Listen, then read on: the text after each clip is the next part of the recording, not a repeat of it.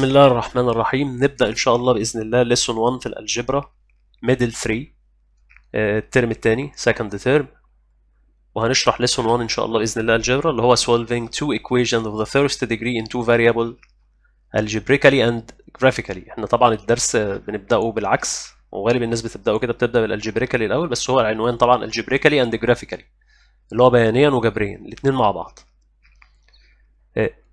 نفسر العنوان واحدة واحدة كده علشان نفهم الموضوع بيتكلم عن ايه بالظبط. يبقى solving two equations، بنحل معادلتين. يبقى انا عندي كده two equations، معادلتين، خلي بالك مش معادلة واحدة. of the first degree، من الدرجة الأولى. in two variables، عندي متغيرين. يعني هنا كمان ما عنديش x زي كنا بنشتغل x بس أو y بس، لا عندي two variables متغيرين x و y. يبقى أنا كده عندي two unknowns مجهولين في المعادلة algebraically جبريا. يبقى كده فسرنا العنوان first degree يعني ال x باور 1 وال y باور 1. شكل ال two equations بيبقى عامل كده. يبقى a 1x plus b 1y equal c1 و a2x plus b2y equal c2. ال a1 وال b1 وال c1 وال a2 b2 c2 كل دول كونستانت ثوابت، يعني ممكن يكونوا 7 5 3 2 ايا كان. of the first degree درجة أولى لأن ال x باور 1 وال y باور 1. in two variables متغيرين عندي x و y زي ما أنت شفت. algebraically احنا هناخد كذا طريقة، هناخد algebraically وهناخد graphically بيانيا وجبريا. أول حاجة algebraically جبريا. شكل التو ايكويشنز عامل ازاي؟ احنا حددنا اهو الشكل يبقى بالمنظر ده كده. ناخد اكزامبل على الشكل ده، لان دي كونستانت ثابت. ال A1 B1 C1 A2 B2 C2 دي كونستانت ثابت. يعني ممكن يجيلك الشكل كده، يقول لك 2x minus 5y equal 7 و 3x plus 2y equal negative 4. فكده ده الشكل العام بتاعي. هنا بيبقى فيه كوفيشنت الاكس يبقى كونستانت ثابت يعني رقم، وكوفيشنت الواي كونستانت ثابت، وهنا ابسولوت تيرم حد مطلق 7، وكذلك هنا للاكس الثانيه وللواي الثانيه وللنيجاتيف 4. عندي كده تو ايكويشن معادلتين. ده كده الشكل العام اللي بيجي لي اشتغل عليه. ننتقل بقى ازاي بنحل، يعني ننتقل نفهم كده، فهمنا شكل الايكويشنز ومش فهمنا ايه الدنيا ماشيه ازاي بقى بنحل. عندنا في الالجبريكالي جبريا بنحل بطريقتين. طريقه اسمها substituting ميثود اللي هي طريقه التعويض، وطريقه اسمها omitting ميثود اللي هي طريقه الحذف. ودي غالب شغلنا عليها omitting ميثود. انت لو جالك في الامتحان مش بيحدد لك تشتغل بالطريقه الفلانيه ولا العلانيه، تشتغل بايه، بالاوميتنج او بالسبستيتيوتنج، بس شغلنا كله اغلبه اوميتنج. الشغل كله اغلبه حذف، يعني كل الناس اغلبها بتركز على طريقه الحذف. انما لو هو طلبها منك وهو مش هيطلب منك طريقه محدده، فانت بتشتغل عموما. هيقول لك find ss او solution set in r product r. طب اشمعنى هنا بيقول r product r؟ لان انت عندك تو unknowns، عندك مجهولين x و y. فهنا معناه الاكس بيلونج تو ار ريل نمبر والواي بيلونج تو ار ريل نمبر، فهو كده بينبهك ان ايه، هنا ريل وهنا ريل، لان الحل بتاعي بيطلع في صوره اوردر دبير زوج مرتب. الاوردر دبير يتحط على الكوردينيتس بلين، يعني على الاكس اكسس والواي اكسس، فبيطلع مثلا الحل هنا اهوت، فعشان كده بيطلع له ايه 2 بروجيكشن مسقطين، فبيطلع في صوره اوردر دبير مثلا 1 و 2 زي ما احنا عملنا كده. فبيطلع سيت براكت قوس مجموعه، عشان ده سوليوشن سيت مجموعه حل جواه اوردر دبير زوج. ليه؟ لان ده اللي بيمثل الاكس وده الواي. فده شكل الحل بيبقى عامل كده. عشان كده بيقول لي ان ار برودكت ار، لان الحل بتاعي بيطلع بوينت وبيطلع تو بروجيكشن مسقطين اكس وواي، فبيقول لك الاكس بيلونج تو ار والواي بيلونج تو ار. ولو كان المستوى 3 دي بلين، مستوى ثلاثي الابعاد، كان الراجل قال لك ار 3، يعني كان الراجل قال ار بدل ار باي ار، يعني اللي المفروض كده ساعات بيكتبها ار 2. يعني انا شغال في ايه، على اكس اكسس وعلى واي اكسس، على مستوى ثنائي الابعاد. انما لو قال لي ار 3 يبقى هو شغال 3 دي، يبقى هيبقى عندك 3 انونز، 3 مجاهيل اكس وواي وزد. نبدا بقى نشتغل. يبقى اول حاجه بيقول لي كده find by substituting method the solution set of the following equation in R product R. يعني ده البلين او المستوى اللي انا الحل موجود فيه. فانا ابدا كده اشوف الحل. عندي 2x minus y equal 5، وعندي x plus 3y plus 1 equal 0. اول حاجه نبدا نحل، هو طالب مني طريقه محدده اللي هي substituting method. احنا هنحل بالطريقتين، التعويض والحذف. اول طريقه substituting هنعمل ايه؟ هنجيب y in the term of x، y بدلالة ال x، يعني هنثبت y هنا في الطرف ده ونودي الاكس هناك بالماينس، يعني هتبقى عندي كده نيجاتيف واي ايكوال، هنا 5 ثابته اهي، هتودي لها 2 اكس هتروح هناك بالماينس تبقى ماينس 2 اكس. انا عايز واي بس مش نيجاتيف واي، اروح مغير دي كده تبقى بوزيتيف واي وغير اللي هناك كله، بعمل تشينج ذا ساين واعمل تايمز نيجاتيف 1 اغير كل ده، الواي تبقى النيجاتيف واي تبقى واي، وال5 هنا بوزيتيف تبقى نيجاتيف، هنا بوزيتيف تبقى نيجاتيف 5، وال2 اكس هنا نيجاتيف تبقى بوزيتيف 2 اكس. وبعدين غيرت البوزيشن تغير الموقع في نفس المكان ما بنغيرش اشاره، فاحنا عملنا تايمز نيجاتيف 1 غيرنا الاشارات، او غيرها انت بنفسك على طول مش محتاج تعمل تايمز نيجاتيف 1. النيجاتيف واي تكون واي، ال5 بقت نيجاتيف 5، والنيجاتيف 2 اكس والنيجاتيف 2 اكس تبقى بوزيتيف 2 اكس. يبقى ده كده شكل الايكويشن بتاعتي عشان اشتغل بالسبستيتيوشن، السبستيتيوتنج التعويض. ان انا كده عرفت ان الواي بتساوي قد ايه من الاكس، واي ان ذا تيرم اوف اكس، واي بدلاله الاكس. واستخدم بقى المعلومه اللي انا جبتها هنا ان انا احل السؤال ده، ان انا اعمل سبستيتيوتنج اقعد هنا اهو، هشيل كل واي احط بدالها 2 اكس ماينس 5، دي اسمها سبستيتيوتنج بس بطريقه التعويض. اروح انا جاي شايل الواي واحط بدالها 2 اكس ماينس 5، اروح جاي كده في الايكويشن الثانيه اقول له اكس بلس 3، بدل ما اقول له بقى واي استخدم بقى الايه، اشيل الواي واعمل سبستيتيوتنج تعويض عنها، هشيلها احط بدالها 2 اكس ماينس 5، يبقى احط هنا 2 اكس ماينس 5، واكمل بالماينس 5 واكمل بالبلس 1 اللي هنا، واكمل بالبلس 1 بقيه التكمله هنا، يبقى نزلت اكس 3، شلت الواي حطيت بدالها 2 اكس ماينس 5 وعملت سبستيتيوتنج تعويض بلس ال1، كل ده بيكوال 0 وابدا اشتغل بقى. يبقى انزل الاكس واعمل 3 اعملها تايمز هنا وهنا، فك البراكت، 3 تايمز 2 اكس يبقى 6 اكس، و3 تايمز نيجاتيف 5 يبقى نيجاتيف 15، وهنا عندي بلس 1 كل ده بيكوال 0. احسب بقى، يبقى اكس و6 اكس يبقى كده عندي 7 اكس، نيجاتيف 15 وبوزيتيف 1 يبقى نيجاتيف 14 equal 0. بقت equation of the A in one unknown، معادلة في مجهول واحد تقدر تحلها. هتودي هنا بالماينس يبقى 7x equal 14، هعمل divide by 7 هنا وهنا زي ما بتحل أي equation of first degree من الدرجة الأولى، تبقى x تطلع 14 divide by 7 تبقى equal 2. طب أنا جبت الx عايز أجيب الواي، اعمل substituting تعويض في العلاقة اللي بتربط بين الاكس والواي، هتشيل x تحط بدالها 2 هنا اهوت، هتبقى كده ساعتها تقدر تقول له إن الواي equal 2x، يعني 2 times 2 لأن أنا جبت الاكس ب 2، يبقى 2 times 2 minus 5، 2 times 2 4 minus 5 تطلع نيجاتيف 1. يبقى خلاص كده عرفت ان الواي ب نيجاتيف 1 والاكس ب 2، اقول له كده السوليوشن سيت او الاس سيت، هتعمل سيت براكت لان هو السوليوشن سيت يعني مجموعه حل، يعني عايزه ايه في سيت براكت في قوس مجموعه جواه اوردر ديبيل لان الحل قلنا اكس وواي، هتحط الاكس الاول يبقى هنا 2 والواي بعد كده نيجاتيف 1. يبقى انا كده الطريقه دي اللي انا حليت بيها اسمها substituting method، اللي هي طريقه التعويض، ان انا اجيب واي ان ذا تيرم اوف اكس، واي بدلاله الاكس، وبعد كده اخد ايه الفاليو بتاعت الواي، اشيل الواي احطها بدالها، بقت الايكويشن ان 1 انون في مجهول واحد، وابدا احل واوصل للاكس وللواي. لان انا لو عندي 2 ايكويشنز زي ما انت شفت كده، لو عندي 2 unknowns مجهولين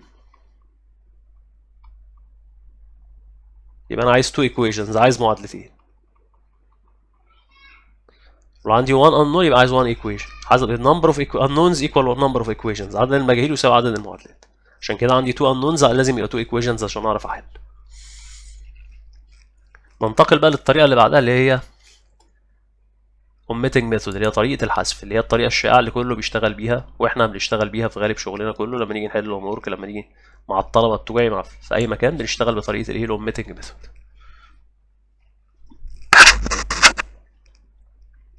اوميتنج ميثود بقى طريقه الحذف لازم ارتب بهذا الشكل. يبقى ننتقل نخش على الاوميتنج ميثود اللي هي طريقه الحذف. لازم ترتب بالشكل ده وانت شغال اوميتنج ميثود، a1x plus b1y equal c1، يعني x وبعد كده y وبعد كده الايه الابسولوت تيرم، و a2x plus b2y equal c2. لازم الترتيب يبقى بالشكل ده، الاكس زين الواي زين الايه الابسولوت تيرم. فانا ابدا كده احط الايكويشن بتاعتي دي ترتبها بنفس الترتيب اللي انا قلت عليه، تمام ما فيهاش مشكله. يبقى له 2x minus y equal 5 كده، دي تمام، x بعد كده الواي بعد كده الابسولوت تيرم.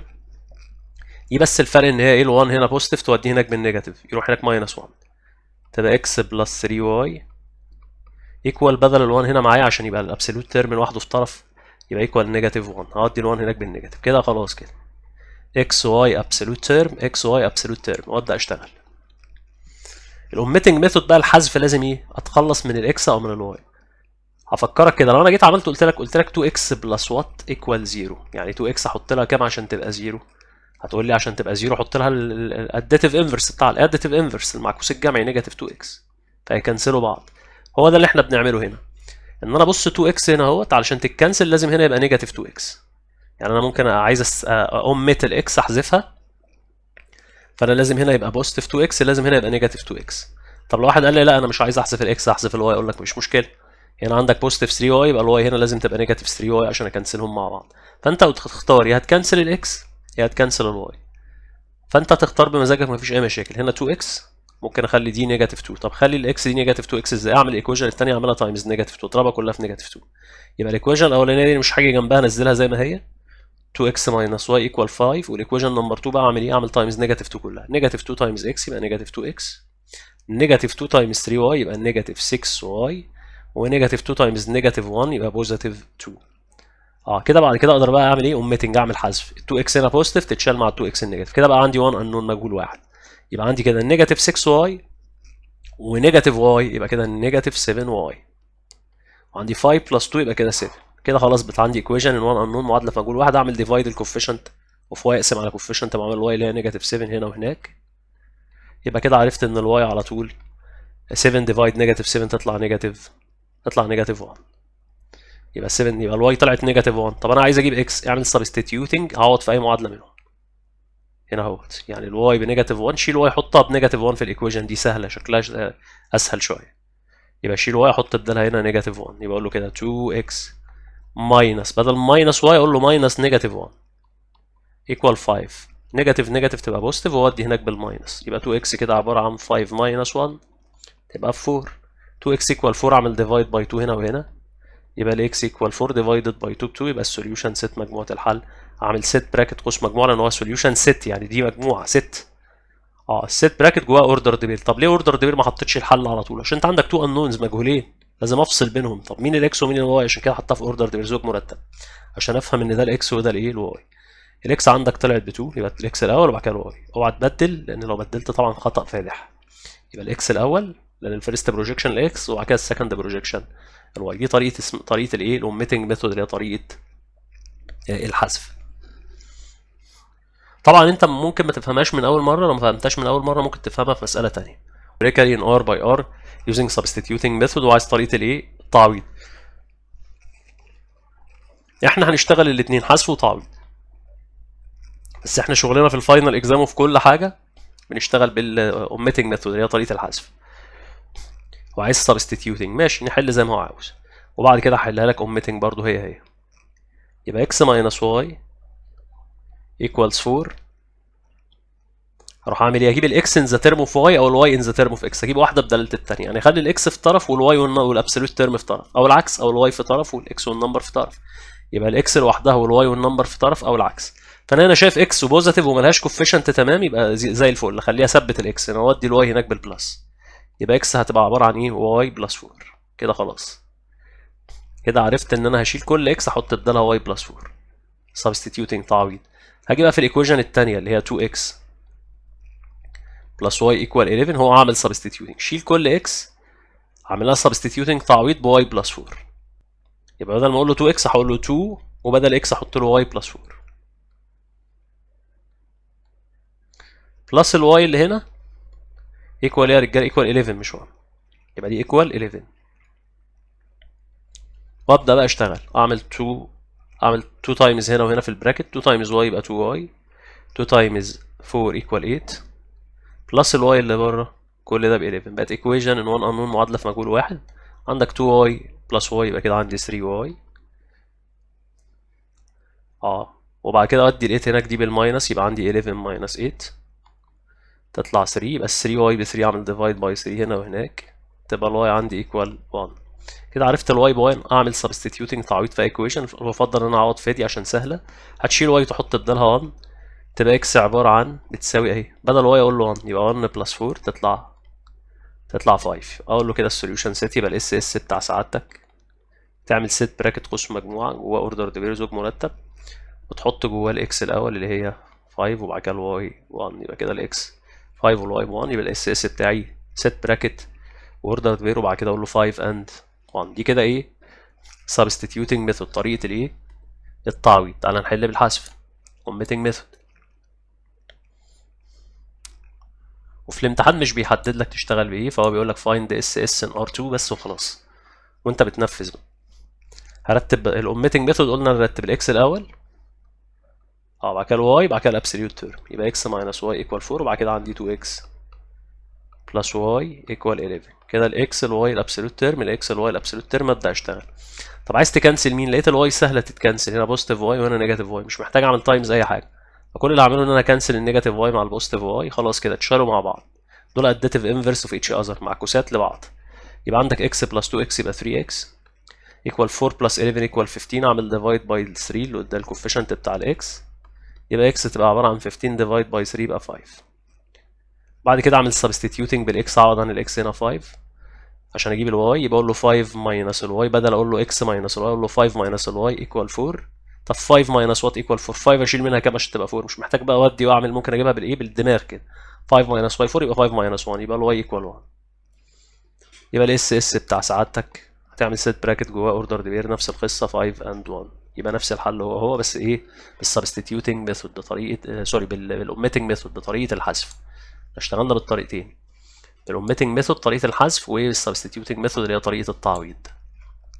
هو كان طالب طريقه واحده، وفي الامتحان مش بيحدد لك طريقه، اشتغل باللي انت عايزه. السؤال اللي بعده الراجل بيقول لي find algebraically in R by R using omitting method، عايز طريقه الحذف. x plus 3 x plus y equals 3 و 2x minus 3y equals 1، يبقى x plus y equals 3 اهي، اقول له x plus y equals 3 و 2x minus 3y equal 1، وعايز omitting مترتبه هنا x y absolute term x y absolute term، يبقى تمام اشتغل على طول. 2x minus 3y equals 1. ابدا بقى اشوف انا عايز اكنسل مين، عايز تكنسل x ولا تكنسل y؟ فانت عندك هنا 2x، عشان تكنسل الاكس لازم هنا نيجاتيف 2x، اروح اعمل ايكويشن فيرست ايكويشن اعملها تايمز نيجاتيف 2، نيجاتيف 2 يبقى انزل السكند ايكويشن المعادله الثانيه دي زي ما هي، ما اجيش جنبها، والفيرست ايكويشن اعملها تايمز نيجاتيف 2 عشان اعرف ايه اكنسل الاكس مع الاكس. نيجاتيف 2 تايمز اكس يبقى نيجاتيف 2x، نيجاتيف 2 تايمز y يبقى نيجاتيف 2y، نيجاتيف 2 تايمز 3 يبقى ايكوال نيجاتيف 6. يبدا اكنسل الاكس، بقى عندك نيجاتيف 2y ونيجاتيف 3y يبقى نيجاتيف 5y، نيجاتيف 6 بلس 1 يبقى نيجاتيف 5، ديفايد باي نيجاتيف 5 هنا وديفايد باي نيجاتيف 5 هنا عشان اجيب الواي، كنسل ده مع ده، يبقى الواي عباره عن نيجاتيف 5 ديفايد نيجاتيف 5 تبقى بايه يا رجاله؟ ب1. تعمل سبستيتيوتنج تعويض في اي ايكويشن منهم، ممكن تقعد في ابسط صوره اللي هي دي خالص، اللي هي اكس بلس واي ايكوال 3، هتشيل الواي تحط بدالها 1، يبقى بدل ما اقول له اكس بلس واي هقول له اكس بلس 1 لان انا جايب الواي ب 1، يبقى اكس بلس 1 ايكوال 3، هتودي بالماينس تبقى الاكس عباره عن 3 ماينس 1 ايكوال 2، يبقى خلاص كده عرفت الاكس عندي ب 2. جبت الاكس جبت الواي حليت الايكويشن، يبقى اقول له الاس اس بتاعك الاكس عندك ب 2 والواي عندك ب 1، يبقى 2 and 1. ده السوليوشن 6 او الايه مجموعه الحل بتاعتي. اللي بعده بيقول لي using the calculator find in R the SS of two simultaneous equations، اللي هما المعادلتين الآنيتين. simultaneous يعني آنيتين، يعني مع بعض، اتنين معادلة معا، يعني الاتنين مع بعض. فانت بتحل ازاي بالكالك؟ هنجيب الكالك الاول ونوريك ازاي تشتغل بالكالكوليتور، عشان طبعا انت ايه بعد ما بتخلص حل بتتاكد من حلك باستخدام الكالكوليتور. ادي الكالكوليتور اهي، بتدوس ايه يا بيه؟ بتدوس بقى ايه؟ بتدوس زرار مود، تختار ايكويشن اللي هي نمبر 5، كده بتختار نوع الايكويشن اللي هو فيرست ديجري ايكويشن اللي هي فيها ايه اكس بي واي ايكوال سي ان اللي هي 1. هنا بقى بتعمل ايه يا بيه؟ بيجيب الاي ده والبي والسي. الاي ده هو عباره عن كوفيشنت الاكس اللي في الايكويشن الاولى اللي هي دي، كوفيشنت الاكس معامل الاكس اللي في المعادله الاولى اللي هي دي اللي هي 2، والبي اللي هي كوفيشنت الواي اللي هي ما فيش حاجه تبقى 1، والسي اللي هو الابسوليوت تيرم اللي هو هنا ايه يا رجاله؟ 0. يبقى انا اول خطوه بعمل ايه يا رجاله؟ برتب التو ايكويشنز بتوعي، المعادلتين بتوعي، اظبطهم وهندلهم. يبقى بظبط المعادلتين بتوعي الاول ان هم يبقوا في الصوره ايه بتاعت الاوميتنج ميثود. يبقى اقول له 2x plus y equal 0، وهنا x plus 2y هتودي هنا الماينس 3 بلس 3 هناك عشان تبقى equal 3. كده زي رتبت التو ايكويشن بتوعي. ساعات يقول لك a b c، a اهو، b اهو، c اهو. ال اللي هو الكوفيشنت بتاع الاكس، البي اللي هو كوفيشنت الواي معامل الواي، السي اللي هو الابسوليوت تيرم الحد المطلق، وكذلك هنا. الاي هنا يا رجاله هو الكوفيشنت الاكس، والبي هنا كوفيشنت الواي اللي هنا، والسي اللي هي الابسوليوت تيرم الحد المطلق، والسي هي الابسوليوت تيرم الحد المطلق. فنبدأ نعمل ايه؟ ندخل ده على الكالكوليتور. هستدعي الكالكوليتور تاني دلوقتي ونوريك بنشتغل ازاي.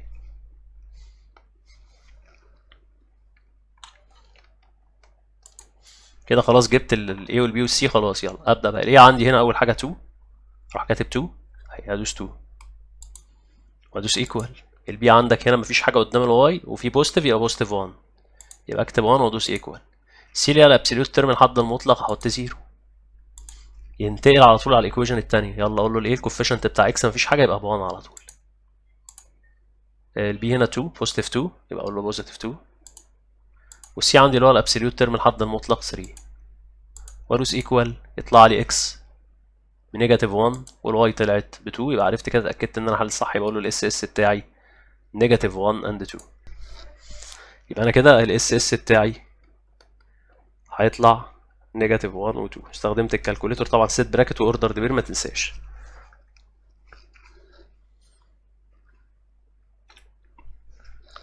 السؤال ده ممكن صعب شويه، بيقول لي find the value of each of A and B in the following. عايز قيمه ال A وال B في ما قالي. بيقول لي y equal ax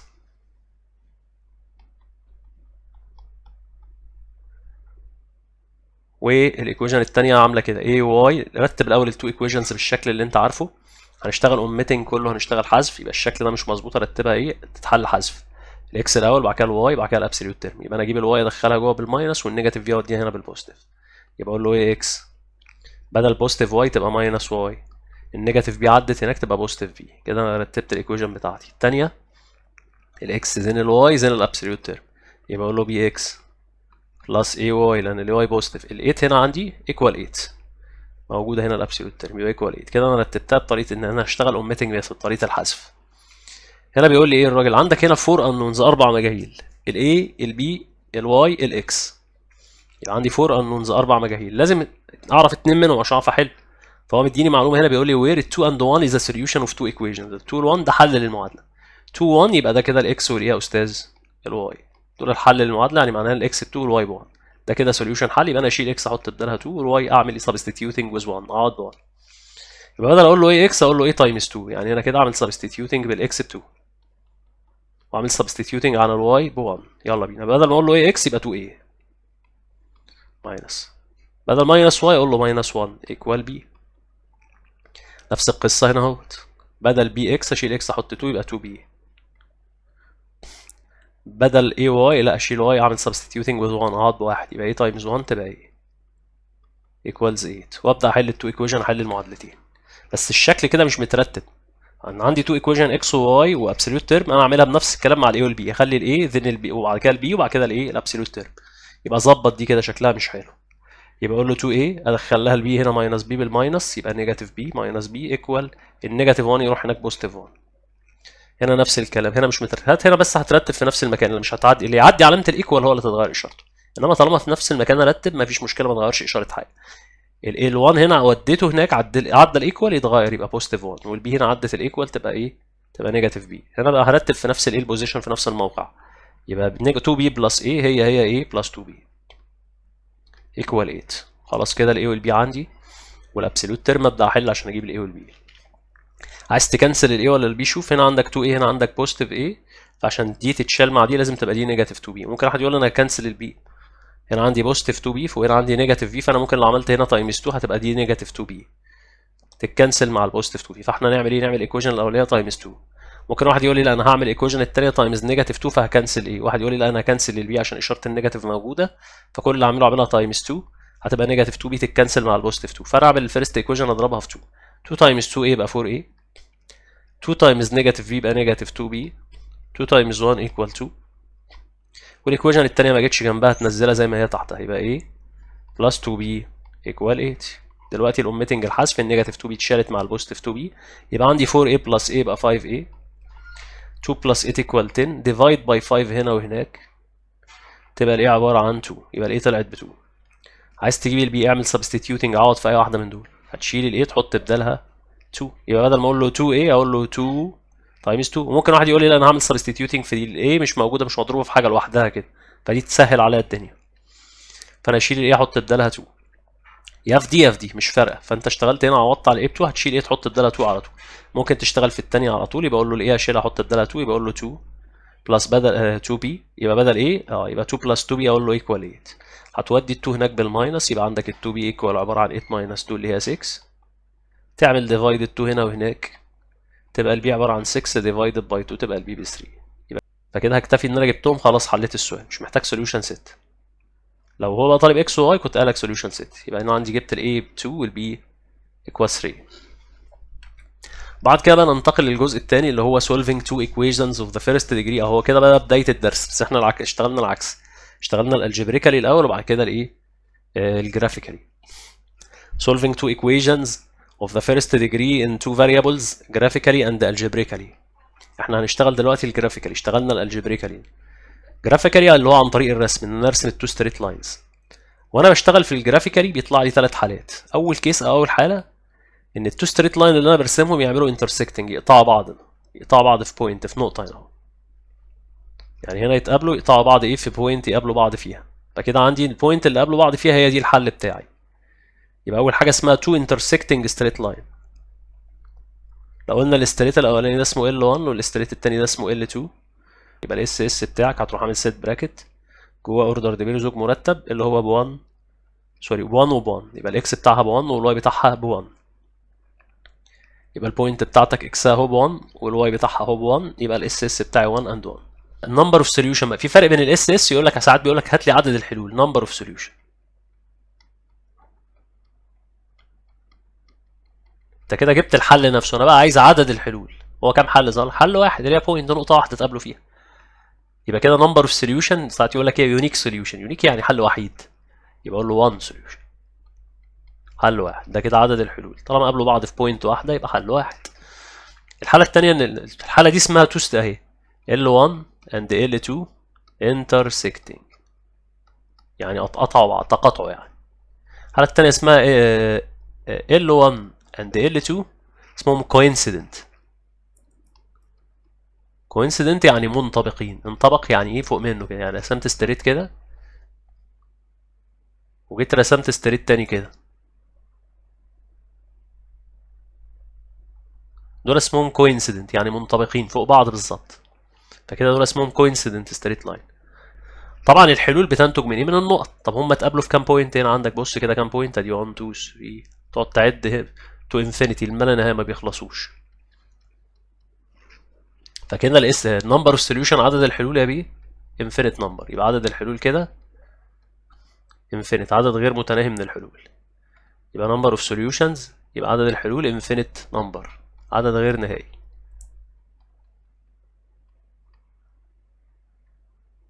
طب لو قال لك هات لي الاس اس هنا تجيبه ازاي؟ سوليوشن ست. خلي بالك انت لازم يكون عندك الايكويشن بتاعت اي ستريت لاين منهم. خلي بالك في هذه الحاله كوينسيدنت بيبقى الاثنين ستريت لاين ليهم نفس الايكويشن. يعني L1 و L2 هتلاقيهم ليهم نفس الايكويشن بس ممكن يكتبها لك بشكل مختلف. يعني مثلا لو الايكويشن هنا y ايكوال x بلس 1 هتلاقي الايكويشن الثانيه مثلا 2y ايكوال 2x بلس 2. الايكويشن دي هي الايكويشن دي بس كل اللي عمله انه عملها تايمز 2. فهو بيجيب لك الاثنين ايكويشن بيبقى فيه ايه نفس الايكويشن بس بيعمل لها تايمز او بيغير البوزيشنز المواقع بتاعت الاكس والواي. بس لو رتبتها وظبطتها على الصوره بتاعتنا دي اللي واي ايكوال اكس بلس 1 او الصوره اللي هي بتاعت الاوميتنج اللي خدناها اكس بلس واي ايكوال سي او اي اكس بلس بي واي ايكوال سي وهتلاقيهم الاثنين بالظبط زي بعض او تلاقي كانك الايكويشن دي مسكتها عملتها تايمز ضربتها في رقم ثابت اللي هو 2 هتلاقيهم هم نفس الحاجه. عشان كده يطلعوا ايه نفس الستريت لاين يطلعوا كوينسيدنت منطبقين. فانت ايه لو شكل الايكويشن بتاعتك دي هتقول له كده بقى الاس اس بتكتبه بطريقه اسمها ديسكريبشن ميثود لان هنا حلول كتير. فانت الحلول الكتير دي انت مش هتقدر تقول له مين. فالحلول الكتير مش هتقدر تحددها بالظبط فانت هتوصفها. هتحل بحاجه اسمها ديسكريبشن ميثود اللي هي طريقه الصفه المميزه. هتقول له كده هتقول له اس اس ايكوال هتقول له كده هتقول له اكس اند واي وير. شايف النقطتين دول اسمهم وير بيتقروا وير معناها بحيث يعني بتقول له انت بتنبهه بتقول له خلي بالك الحل هيطلع اوردر ديبير زوج مرتب بحيث اهي هو ده الترجمه هيطلع اوردر ديبير بحيث وير دي يعني بحيث وير بحيث ان الايه ان الواي ايكوال تروح واخد الايكويشن دي ناقلها ان الواي ايكوال اكس بلس 1.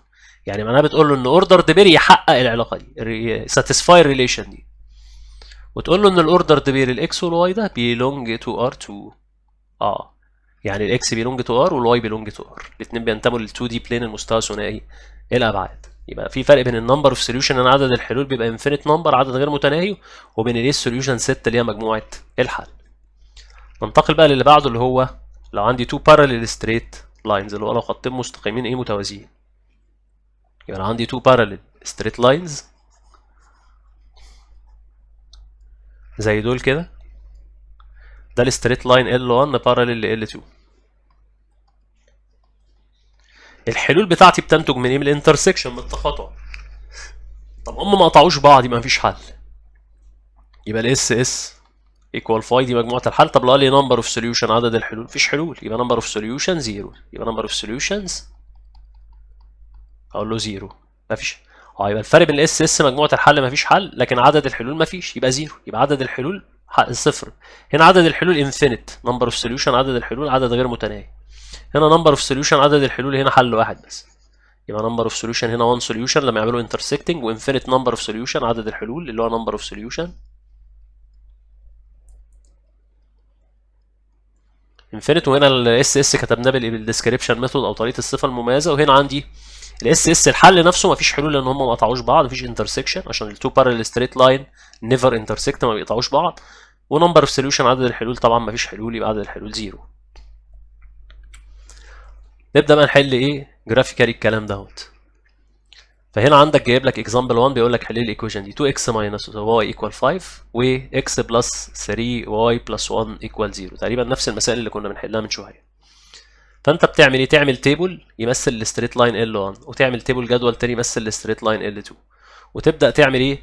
تحط الاكس ب 3 فاليوز بقيم وتطلع منها الايه؟ الواي زي ما كنت بتعمل في المراحل اللي قبل كده، زي ما كنت بتعمل في ميدل 2.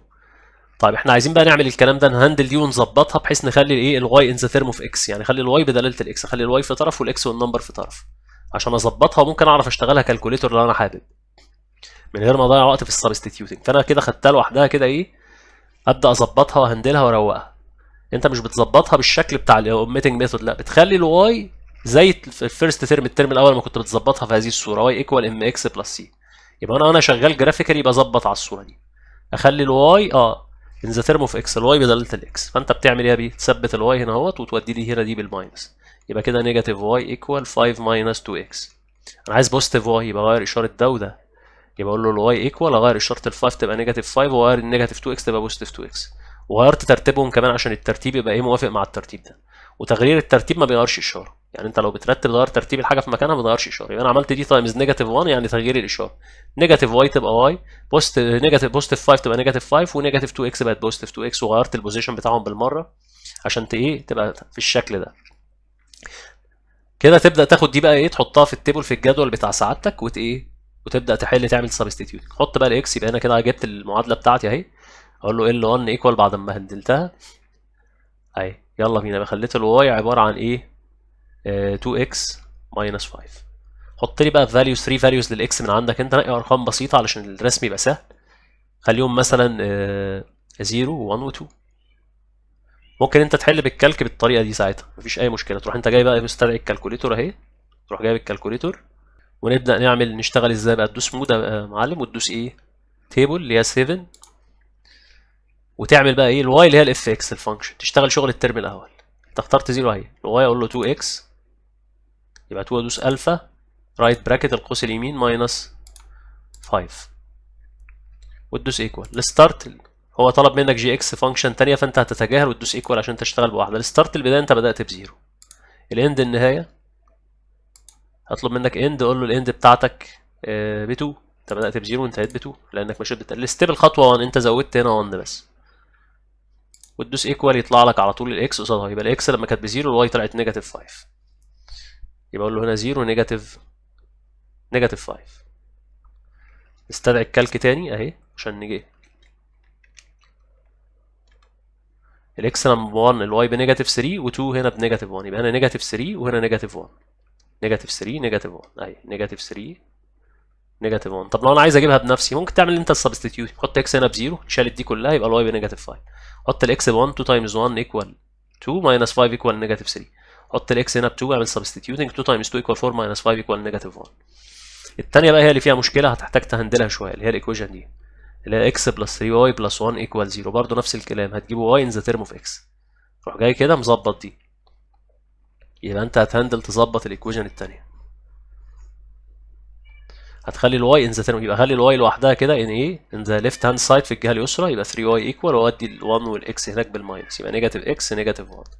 تعمل ديفايد 3 هنا وهنا، يبقى بالسلامه دي كده يبقى الواي عباره عن نيجاتيف اكس نيجاتيف 1 اوفر 3 كده. ده الشكل اللي انا هشتغل فيه بالتيبل. اروح ارجع تاني التيبل بتاعي، اقول له كده واي ايكوال، يبقى الستريت لاين بتاعي اللي هو ال L2، اقول له واي ايكوال زي ما ظبطتها بقى، اقول له كده نيجاتيف اكس نيجاتيف 1 اوفر 3، وابدا اعمل سبستيتيوتنج تعويض بقى باي 3 فاليوز يعجبوك، ممكن نفس الزيرو وال1 وال2. بس عيب ده لما يطلع لي فراكشن هنا ان ممكن يطلع فراكشن فاليو قيم كسريه، فبرضه مفيش مشكله يعني. الاله كده هتقوم بكل شيء بدل ما تعوض انت بايديك. فانت هتدوس اهي، هتستدعي الكالكوليتور بتاعتك وتشتغل نفس النظام. يبقى هتدوس مود، هتدوس تيبل اللي هي نمبر 7، وبعد كده تدخل الرول اوف فانكشن قاعده الداله، هتقول له اهي، وتروح عامل فراكشن تقول له كده نيجاتيف اكس، دوس الفا قوس يمين، نيجاتيف اكس يبقى الفا رايت براكت الفا قوس يمين ماينس 1، وتنزل تحت كده اوفر 3، وتدوس ايكوال لستارت جي اكس. هيقول لك فانكشن تانية انت مش عايز، انت عايز الستارت البدايه عندك بزيرو والنهايه عندك ب2. الستارت اللي هي دي والاند اللي هي دي البدايه ودي النهايه، والستيب الخطوه انت بتزود 1 بس، يعني 0 1 2 بتزود 1، يبقى الستيب الخطوه ب1. هنا طلع لي بقى ايه؟ طلع لي فيها ديسيمال 0.003 والكلام ده، يبقى طلع اهي. فانت تقف عليها كده هيجيبها لك فراكشن نيجاتيف 1 اوفر 3 اهي، فانت تمشي توجه السهم ناحيتها هيجيبها لك فراكشن تاني، يبقى نيجاتيف 1 اوفر 3. والتانية دي اقف عليها كده هتلاقيها ايه؟ هتلاقيها نيجاتيف 2 اوفر 3 اهي، نيجاتيف 2 اوفر 3 ونيجاتيف 1، يبقى نيجاتيف 1 اوفر 3 نيجاتيف 2 اوفر 3 ونيجاتيف 1. تمام. فخلاص كده انا ايه الكالكوليتور مش محتاجه، يبقى نيجاتيف 1 اوفر 3 نيجاتيف 2 اوفر 3، والاخيره كانت نيجاتيف 1، اقول له نيجاتيف 1 0 في الاكس، انزل لنيجاتيف 5 اهي واعلم عندها كده اهي. بعد كده البوينت اللي بعدها 1 نيجاتيف 3، يبقى 1 في الاكس نيجاتيف 3 في الواي اهي، معلم البوينت بتاعتي كده. بعد كده عندي 2 نيجاتيف 1 2 نيجاتيف 1 اهي، وبعد كده اوصلهم ببعض عشان اعمل الستريت بتاعي اهو كده اهو.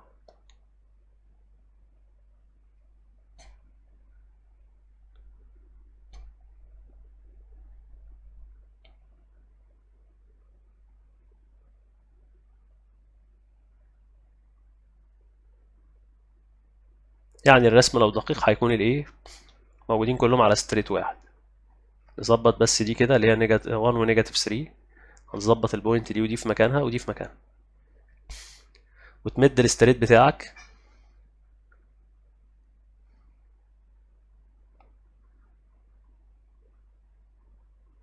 هاجي بقى الستريت التاني اللي هو، طبعا لو انت ملاحظ الحل هتلاقيه ظهر اهو. بص الاوردر ديبل المتكرر هنا هو الحل اللي هو 2 نيجاتيف 1، ده الانترسكشن بوينت او النقطه اللي هيتقابلوا فيها. ابدا بقى اعمل الستريت التاني، بس هيبقى صعب شويه عشان في فراكشن عندك 0 نيجاتيف 1 اوفر 3، 0 في الاكس نيجاتيف 1 اوفر 3 اللي هي بين الزيرو والنيجاتيف 1 بس اقرب للزيرو، يبقى 0 نيجاتيف 1 اوفر 3 هيبقى مكانها هنا اهو. 1 نيجاتيف 2 اوفر 3، يبقى 1 هنا نيجاتيف 2 اوفر 3 هيبقى مكانها فين؟ هنا قبل النيجاتيف 1 بس ايه اقرب للنيجاتيف 1 شويه، 2 ثيرد اللي هي تلتين. وبعد كده عندك البوينت اللي بعدها اللي هي 2 نيجاتيف 1 احنا عاملينها قبل كده اللي هي دي. بعد كده اعمل جويننج، اوصل الثلاث نقط كده اهوت بستريت لاين.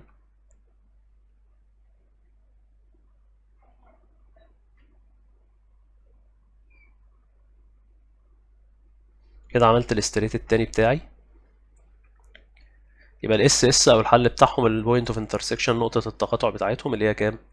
2 نيجاتيف 1 اللي هي اصلا ظهرت معاه في التيبل لو انت لاحظت. قبل ما اشتغل 2 نيجاتيف 1، يبقى ده السوليوشن 6 او مجموعه الحل بتاعتي دول كده انترسكتنج ويطلع حل وحيد. يبقى انا الاس اس هقول له عباره عن 2 عند نيجاتيف 1 سيت براكت واوردرد بير وزوج مرتب. ننتقل بقى السؤال اللي بعده اللي هو y equal to x plus minus 4. دي مترتبه بالطريقه اللي احنا شغالين بيها في الجرافيكالي، واظبط دي بقى علشان اخلي الواي in the term of x، الواي بدلاله الاكس اجيبها كده ايه وهندلها بصفحه لوحدها مستقله.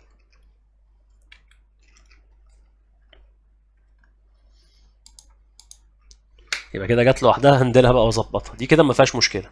اظبط دي بقى، هتسيب لي الواي دي هنا وتودي ال 8 هنا بالماينس، تبقى عندك 2 واي ايكوال. هتقول لي انت نقلت الواي هنا مفيش مشكله. لو انا جيت قلت لك اكس ايكوال 7 وجيت انت بدلتها خليت 7 ايكوال اكس، في حاجه مفيش اي مشكله. يبقى لو اكس ايكوال 7 وخليت بدلتها انت خليتها 7 ايكوال اكس ما فيش مشكله، هو ده اللي انا عملته. انت هتودي دي هناك بالماينس هتبقى 4 اكس ماينس 8 ايكوال 2 واي، فانا جبت ال 2 واي هنا وجبت ال 4 اكس ماينس 8 الناحيه، ما فيهاش اي مشكله خالص. لو قلت لك واي ايكوال اكس هي اكس ايكوال واي، فده اللي عملته. هتودي دي بالماينس هتبقى 4 اكس ماينس 8 ايكوال 2 واي، فلو جبت انت ال 2 واي تو ذا ليفت هاند سايد والاكس الناحيه الثانيه مفيش اي مشاكل. يبقى معناها ان ال 2 واي بتيكوال 4 اكس ماينس 8. انا عايز واي بس اعمل ديفايد 2 هنا وهنا وهنا، يبقى اتشالت دي مع دي، يبقى الواي عباره عن 4 ديفايد اكس ديفايد 2 تبقى 2 اكس والديفايد باي 2 تبقى 4. كده الايكويشن بتاعتي اتظبطت على الفورم او الصيغه اللي انا شغال فيها جرافيكالي. يبقى كده خلاص عرفت شكل الايكويشن بتاعتي y equal 2x minus 4. هتلاقي ان الاستريت ده هو الاستريت ده بعد لما ظبطتها وهندلتها بقت نفس الاستريت لاين. يبقى انا قبل ما اشتغل اصلا عارف ان هم هيبقوا 2 coincident straight line، يعني اسمهم هيبقى فوق بعض. اختار بقى البوينت بتاعتك اللي انت عايزها، مثلا هنا 0 و1 و2، اعمل substituting عوض هنا اهوت. حط الاكس هنا بزيرو، اكتبها هنا اهو كده، اقول له L1 اهي where الواي equal to x minus 4. شيل اكس وحط بدالها 0 يبقى 2 تايمز 0 0 ماينس 4 تبقى نيجاتيف 4. حط 1 يبقى 2 تايمز 1 ب 2 ماينس 4 equal نيجاتيف 2. سبستيتيوت ب 2 2 تايمز 2 4 4 ماينس 4 equal 0. ممكن تختار اي ارقام تانية ونفس الارقام 0 1 2 هيطلع لك نفس الحاجه اللي هي نيجاتيف. جرب كده، ما هي نفس الايكويشن، هيطلع نيجاتيف 4 نيجاتيف 2 0. تعمل تو ستريت لاين، الخطين بتوعك هتلاقيهم ايه كوينسيدنت، هتلاقيهم منطبقين لان هم نفس الايه الخط، بس هو عبر عنه بصوره مختلفه. يعني انت لما تيجي ترسم هيطلعوا كوينسيدنت منطبقين. 0 نيجاتيف 4 0 في الاكس. هظبط الكوردينيت بلين ده المستوى الاحداثي،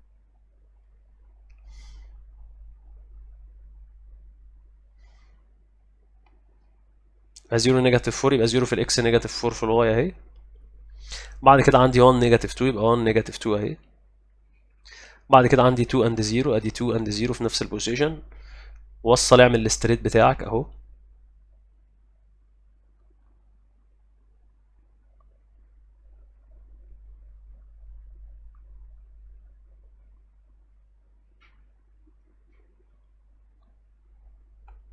وتعمل الارز الاسهم بتاعتك. هتيجي ترسم الستريت التاني هتلاقيه هو اللي هو السكند ستريت لاين اللي هو ده، لان انا لما هندلته وظبطته على الايه الفورم بتاعتي طلع بنفس الستريت اللي هو ال L2 وير، بحيث ان ال y equals 2x minus 4 برضه هو ونفس البوينتس هي 0 نيجاتيف 4 1 نيجاتيف 2 2 اند 0 اهو نفس البوينت وايه ونفس الستريت تقريبا، هو نفس الستريت لاين، بس هو حطه بصورة تانية ايه مختلفة علشان ايه عشان انت تتلخبط.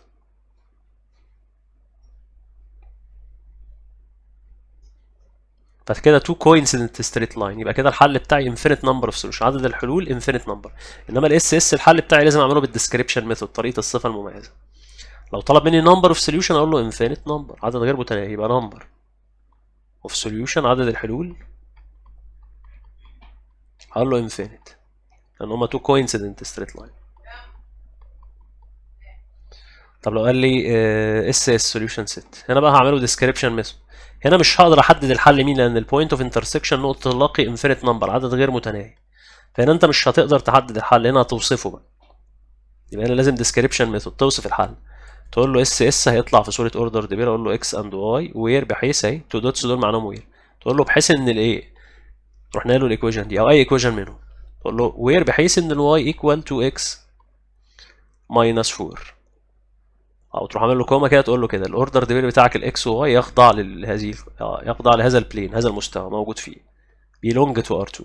يعني ايه R2؟ يعني الاكس belong to R والواي belong to R، او ممكن تعملها belong to R product R، يعني الاكس ريل نمبر والواي ريل نمبر، فهو بيعمل لك R2 يعني التو بروجيكشن المسقطين، فال2 دي بتعبر عن البروجيكشن المساقط، او بتعبر ان هو 2 دي بلين مستوى ثنائي الابعاد.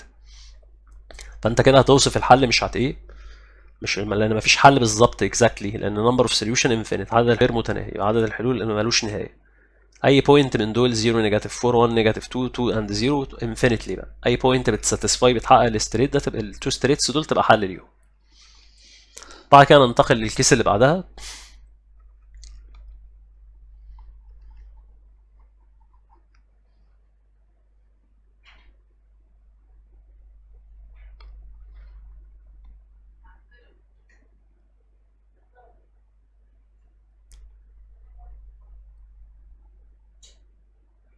بعد كده ننتقل للكيس اللي بعدها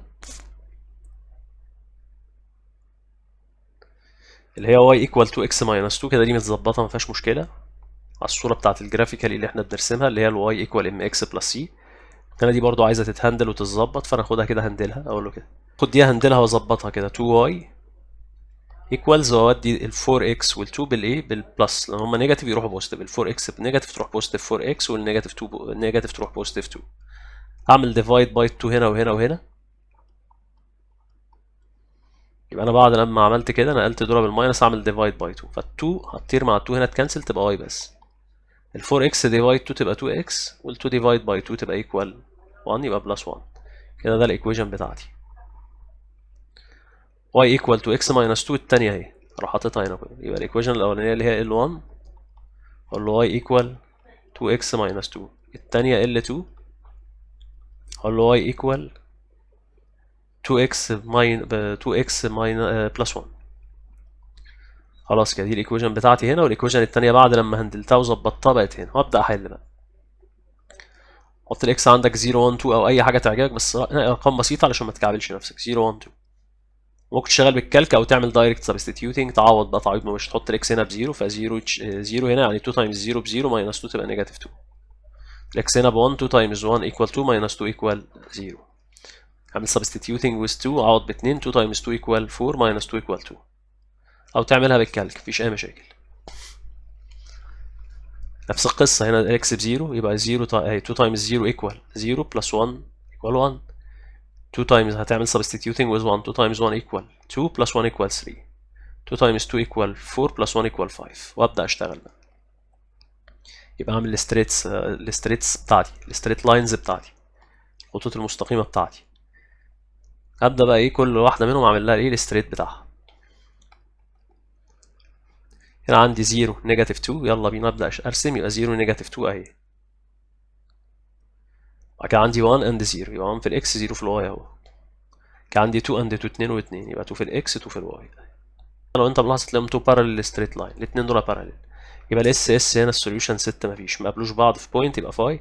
لكن لو قال لك نمبر اوف سوليوشن عدد الحلول، طبعا هم مفيش حلول لان يبقى نمبر اوف سوليوشن طالما ما قطعوش بعض يبقى مفيش حلول، يبقى نمبر اوف سوليوشن ايكوال 0. نبدا بقى determining number of solution without graphing. ازاي احدد عدد الحلول بدون جراف بدون مرسم؟ طبعا احنا مش بنحل بطريقه الكتاب، طريقه الكتاب صعبه شويتين، بنحل بطريقه قديمه شويه بس فعاله. فانت اول حاجه determining تحديد. ازاي احدد بقى نمبر اوف سوليوشن؟ احنا عندنا 3 كيسز، 3 حالات طلعوا لي وانا بجراف وانا برسم. يا اما يطلع نمبر اوف سوليوشن 1 يطلع حل واحد لو كانوا 2 intersecting straight line، يا اما يطلع نمبر اوف سوليوشن انفينيت لو كانوا 2 straight line coincident منطبقين على بعض، يا اما يطلع نمبر اوف سوليوشن عدد الحلول 0 لو كان ال 2 straight line دول parallel. يبقى determining number of solutions without graphing بدون رسم. اعلمك طريقه قديمه بس فعاله. انت اول حاجه بتوردر بترتب بطريقه الاوميتنج ميثود اللي هي ايه 1x plus b 1y equal c1 و a 2x plus b 2y equal c2. تعمل ايه بقى يا استاذ؟ بتعمل الكوفيشنت اوف اكس اوفر الكوفيشنت اوف اكس اللي هو A1 اوفر A2، وبتعمل كوفيشنت الواي اوفر كوفيشنت الواي اللي هو B1 اوفر B2، وبتعمل كوفيشنت اللي هو الابسولوت تيرم سوري اوفر الابسولوت تيرم اللي هو C1 اوفر C2. لو كان ال A1 اوفر A2 ايكوال ال B1 اوفر ال B2 ايكوال ال C1 اوفر C2 يبقى التو ستريت لاين دول ايه؟ كوينسيدنت، منطبقين. يعني ده كده والتاني كوينسيدنت منطبق فوق منه كده، يبقى التاني منطبق عليه، يبقى التو ستريت لاين دول كوينسيدنت منطبقين، هم نفس الستريت. يبقى كده ساعتها في هذه الحالة تقدر تقول له ان النمبر of solutions بيبقى infinite. لما يطلع لي ال A1 over ال A2 equal ال B1 over ال B2 equal C1 over C2 يبقى التو ستريت لاين دول coincident. يعني ممكن يسألك على الحاجتين، يسألك على البوزيشن موقع الستريت لاين التو ستريت لاينز، او يسألك على number of solution، يسألك على الاثنين. فهنا في هذه الحالة التو ستريت لاين دول يبقى coincident منطبقين، ونمبر اوف solution يبقى infinite number، عدد غير متناهي. طب لو طلع ال A1 over ال A2 equal ال B1 over B2 بس doesn't equal ما بيساويش C1 over C2، يبقوا في هذه الحالة بقى يا باشا دول كده يبقوا، لو التو ستريت لاين دول يبقوا parallel، يبقوا تو parallel straight line، يبقوا متوازيين، يبقى دول كده parallel straight lines. طب number of solution عدد الحلول، طب هما لو parallel يبقى number of solution 0، مفيش حلول خالص. طب لو طلع A1 over A2 doesn't equal من أولها كده، أول القصيدة كفر doesn't equal ما بيساويش ال B1 over ال B2، يبقى كده ساعتها التو ستريت لاين دول intersecting، يبقى التو ستريت لاين دول intersecting يعني متقاطعين. ونمبر اوف solution عدد الحلول equal 1، يبقى حل واحد اللي هي الاوردر ديبل اللي هيطلع لك اللي فيه x و y، يبقى نمبر اوف solution اللي هو ايه؟ حل واحد اللي هو اللي فيه الاوردر ديبل x و y. يبقى في هذه الحالة كده لو ال A1 over A2 doesn't equal ال B1 over B2 يبقوا كده دول two intersecting straight line. والنمبر اوف solution عدد الحلول يبقى حل وحيد اللي هي البوينت اوف intersection اللي هي نقطة التقاطع بتاعتهم. تعال نشوف كده الكتاب بيقول ايه. طبعا الكتاب حاليا شارح بطريقة تانية، طريقة صعبة شوية، هتلاقي اغلب الزملاء المدرسين بيشرحوا بالطريقة اللي احنا شغالين بيها دي علشان ايه؟ بتبقى اسهل وايسر. بيقول لي find the number of solution of each two pairs of the following equations، يعني عايز عدد الحلول للأزواج المعادلات الآتية. فأنت هترتب بطريقة الأوميتنج ميثود اللي هي x then ال y then الابسولوت term. x plus 2y equal x plus 2y equal 1، والتانية اهي تحتها يبقى أقول له 2x plus 3y equals 12. يلا تبدأ تنفذ، يلا a1 over a2 coefficient ال x اللي فوق على اللي تحت يبقى 1 over 2، يبقى أقول له a1 over a2 هتطلع 1 over 2. هات لي ال b1 over ال b2 على coefficient ال y يبقى 2 over 3. لقيت ان ال A1 over ال A2 doesn't equal ما بيساويش ال B1 over B2، يبقى ال A1 over ال A2 doesn't equal ما بيساويش ال B1 over ال B2، يبقى كده على طول automatic number of solution عدد الحلول 1، يبقى كده حل وحيد. يبقى انا عندي حل وحيد، حل واحد بس unique solution اللي هو حل واحد. يبقى لو لقيت ال A1 over ال A2 doesn't equal مش بيساوي ال B1 over ال B2 يبقى number of solution عدد الحلول حل واحد. نخش على اللي بعدها، هترتب بنفس الترتيب x زين ال y زين الابسولوت تيرم، يقول له 4x minus y، هنا عندك بلس 7 تؤدي بالماينس هناك تبقى ايكوال نيجاتيف 7، والتانية اقول له 2، هو جايب الواي الاول هات الاكس انت الاول اللي تمشي بالترتيب، يبقى نيجاتيف 8x. طالما بترتب في نفس الموقع ما بتغيرش اشاره، يعني دي تجيبها هنا ودي تجيبها هنا، ما وديتهاش بعد الايكوال، في نفس البوزيشن في نفس موقعك مش بتغير اشاره. النيجاتيف 8x تجيبها هنا والواي تجيبها ايه؟ ال 2y تجيبها هنا، بوزيتيف 2y، مش هتغير اشاره حاجه، هيفضلوا زي ما هم محتفظين باشارتهم. يبقى انت هتغير الايه؟ البوزيشن بس الموقع، لكن مش هتغير اشارات لان انت ما وديتش بعد علامه الايكوال. يبقى نيجاتيف 8x بلس 2y ايكوال 14، وتبدا تجيب بقى ال A1 اوفر ال A2، يلا كوفيشنت الاكس هنا على كوفيشنت الاكس هنا، يبقى كوفيشنت الاكس هنا اوفر كوفيشنت الاكس هنا، يبقى 4 اوفر نيجاتيف 8. تعملها سمبليفاي تطلع نيجاتيف 1 هاف، تعمل ديفايد نيجاتيف 4 فوق وتحت او 4 يطلع نيجاتيف 1 هاف. هات ال B1 اوفر ال B2 اللي هو كوفيشنت الواي اوفر كوفيشنت الواي، هنا عندي ما فيش حاجه يبقى 1، وفي نيجاتيف يبقى نيجاتيف 1 اوفر 2. هات C1 over C2 يبقى 7 over 14 او نيجاتيف 7 هنا نيجاتيف 7 over 14.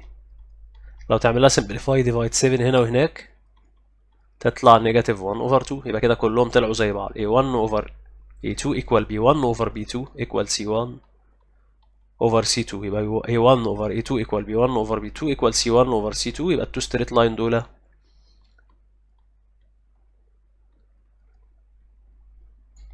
هو مش عايز البوزيشن بتاعه، مش عايز موقع الستريت لاينز. يعني هو التو ستريت لاينز هنا المفروض هيبقوا كوينسيدنت منطبقين، هيبقى واحد كده والتاني ايه كوينسيدنت منطبق عليه كده، هيبقوا اتنين كوينسيدنت. لكن هو مش عايز وضعه، وعايز نمبر اوف سوليوشن بس ممكن تحتاجها في سؤال تشوز ولا حاجه. يبقى تو ستريت لاينز دول كوينسيدنت منطبقين، يبقى نمبر اوف سوليوشن عدد الحلول، نمبر اوف سوليوشن هيبقى انفينيت، هيبقى غير متناهي. يبقى عدد الحلول غير منتهي، عدد غير متناهي من الحلول، لان هما بينترسكت ان ايه انفينيت نمبر اوف بوينت، بيقطعوا بعض في عدد غير متناهي من النقط. بعد كده نخش في السؤال الاخير اللي هو اخر سؤال في البوينت دي، اللي هو بيقول لي 2x minus 3y equal 6 و y equal 2 over 3x plus 3. انت بتعمل ايه؟ يلا حط ايه، رتب الاول. دي ما فيهاش مشكله مترتبه، يبقى 2x minus 3y equal 6. هظبط بقى دي، هتعمل ايه؟ هتدخل 2x هناك بالماينس، او تودي الواي هنا تودي 2 over 3x بالماينس، او تودي الواي هنا بالماينس، مفيش مشكله. يبقى ثبت الطرف اللي فيه 2 over 3x واودي الواي هنا بالماينس، واودي ال 3 هناك بالايه بالماينس برضو، هتبقى 2 over 3x. الواي هنا بوزيتيف تعدي الناحيه الثانيه تبقى نيجاتيف واي. ال 3 هنا نيجاتيف تعدي الناحيه الثانيه تبقى ال 3 هنا سوري بوزيتيف، ال 3 هنا بوزيتيف، ال 3 هنا بوزيتيف تعدي الناحيه الثانيه نيجاتيف، يبقى ايكوال نيجاتيف 3. وتبدا تشتغل A1 over A2. يلا بينا، يبقى اقول له A1 over A2 اللي هو كوفيشنت الاكس وكوفيشنت الاكس التاني، يبقى 2 over 2 over 3. يعني كانك بتعمل 2 بتقسمها على فراكشن. 2 divide fraction يعني 2 تايمز الريسيبروكال مضروبه في مقلوب ده، يبقى 2 تايمز 3 over 2 كانسل دي مع دي، يبقى 3 الحل في النهايه. طب هات لي البي 1 over البي 2، يبقى نيجاتيف 3 كوفيشنت هنا مفيش يبقى 1، وفي نيجاتيف يبقى نيجاتيف 1، يبقى نيجاتيف 3 over نيجاتيف 1 برضه ب 3. طب هات سي 1 over سي 2، يبقى 6 over نيجاتيف 3 تطلع نيجاتيف 2. فلقيت ان ال A1 over A2 equal ال B1 over ال B2 بس doesn't equal مش بيساوي C1 over C2. يبقى A1 over A2 equal B1 over B2 بس doesn't equal مش بتساوي C1 over C2. يبقى ساعتها التو ستريت لاين دول parallel وعايز عدد الحلول، يبقى number of solution 0.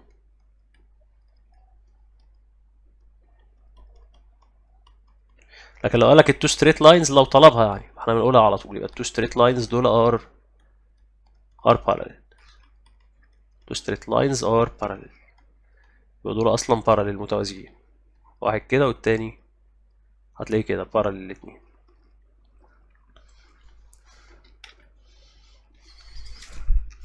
تعالى بقى ناخد application on solving two equation of the first degree in two variables، اللي هي التطبيقات بقى على الكلام دوت. يجيب لك بقى ايه word problem، مسألة لفظية، وانت تحول الايه، تحول الكلام المكتوب ده equation معادلة، وتجيب منها الايه المطلوب.